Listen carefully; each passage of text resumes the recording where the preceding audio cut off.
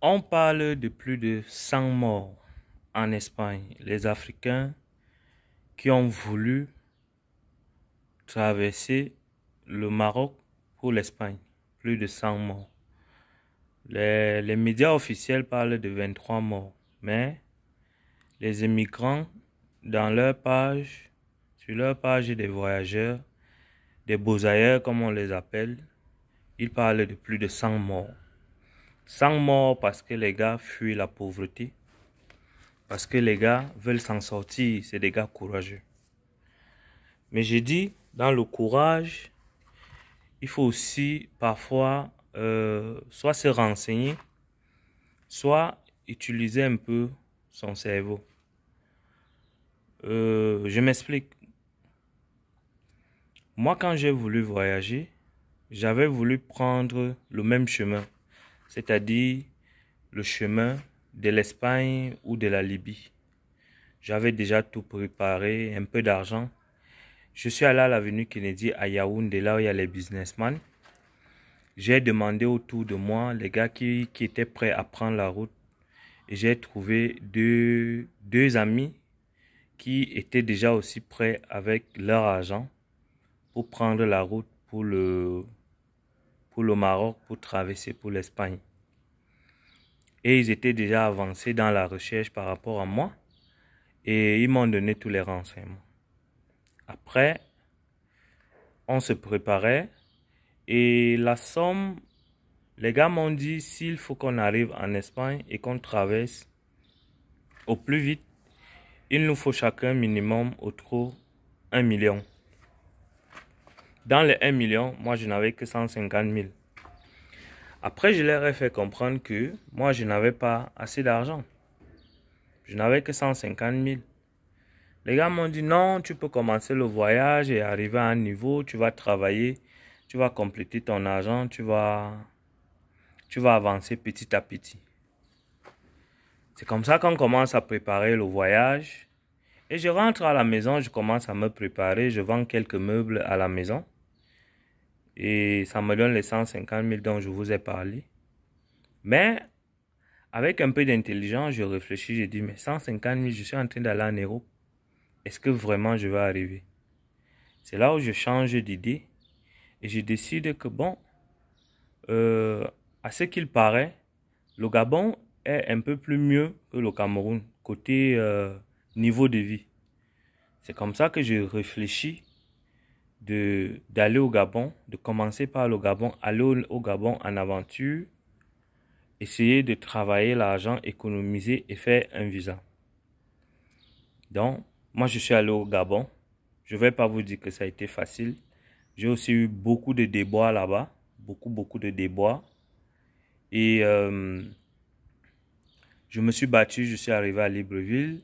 Il y a un ami qui m'a amené faire le commerce au marché. Heureusement pour moi, c'était mon domaine, je me suis vite adapté. Et c'est comme ça que j'ai pu avoir un peu d'argent pour faire un visa à partir du Gabon pour venir en Europe. Et je suis en Europe depuis 2014. Bon, je vous raconte la petite histoire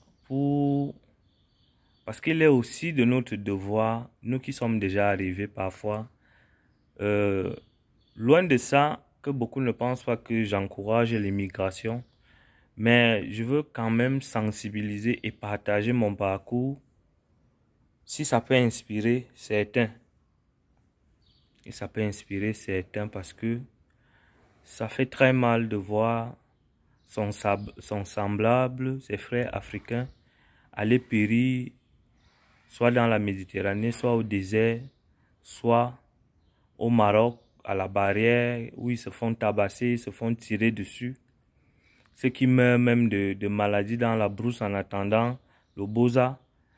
Ceux qui meurent de maladies, vraiment, ça fait pitié, ça fait très mal en tant qu'Africain. Donc je dis les gars, essayez de réfléchir. Le voyage, je sais dans les ambassades, c'est pas facile avec les visas. Mais si tu te concentres bien, vis dans ton pays comme si tu étais déjà en aventure. C'est-à-dire que tu élimines beaucoup de tueurs de dépenses. Les femmes, la boisson, l'habillement, tu limites les dépenses, tu économises au max. C'est-à-dire, tu dois vivre dans ton pays comme si tu vivais déjà en aventure. Parce que je vais vous dire, on ne se rend pas souvent compte de l'argent qu'on travaille sur place au pays parce que on le dépense aussi facilement. Et sachez que ceux qui sont en aventure ne gagnent pas forcément plus que vous. Parfois, toi qui es au pays, tu gagnes plus que celui qui est en aventure. Mais celui qui est en aventure a une chose qui le pousse à réussir, c'est la niaque de réussir. Car lorsqu'il pense que je suis sorti pour la réussite, ma famille est au pays, il faut que je rentre au pays étant victorieux, alors non seulement il se prive de beaucoup de choses, il se prive énormément de beaucoup de choses. Moi, je dis ça parce que je sais comment j'ai vécu au Gabon quand j'étais en train d'économiser l'argent pour avoir le visa. Et même actuellement, comment je vis ici en Europe. Donc, ce qui nous manque lorsqu'on est au pays, nos pays aussi ont des moyens. Chaque pays a des moyens. Chaque pays a des moyens à son niveau. Donc, si vraiment tu connais ce que tu veux, même étant au pays, tu peux économiser de l'argent, te concentrer, te renseigner, aller auprès de ceux qui ont déjà voyagé, leur demander comment tu peux faire. Quelqu'un peut te filer un tuyau et ça te fait avoir un visa et tu voyages légalement. Donc les gars, vraiment, utilisez un peu votre cerveau avant de vous lancer sur la route du désert ou la route du Maroc. Il y a d'autres moyens, il y a d'autres possibilités où quelqu'un peut voyager légalement.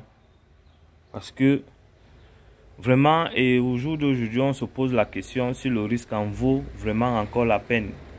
Parce que l'Europe aussi, ça devient dur. Mais c'est quand même toujours mieux par rapport à certaines situations en Afrique. Donc, je dis un grand rip aux frères africains qui sont morts du côté de l'Espagne. Et je vous dis les gars, restez concentrés. C'était Emma-Fripp, le roi de la fripe. Je donne rendez-vous à mes clients au Cameroun en fin novembre pour le grand déballage de la friperie. Et tous ceux qui veulent des articles du Cameroun pour l'Italie, passez la commande. Mon numéro est sur ma chaîne YouTube et sur ma page Facebook Emma-Fripp. Je vous dis à bientôt. Courage à tout le monde.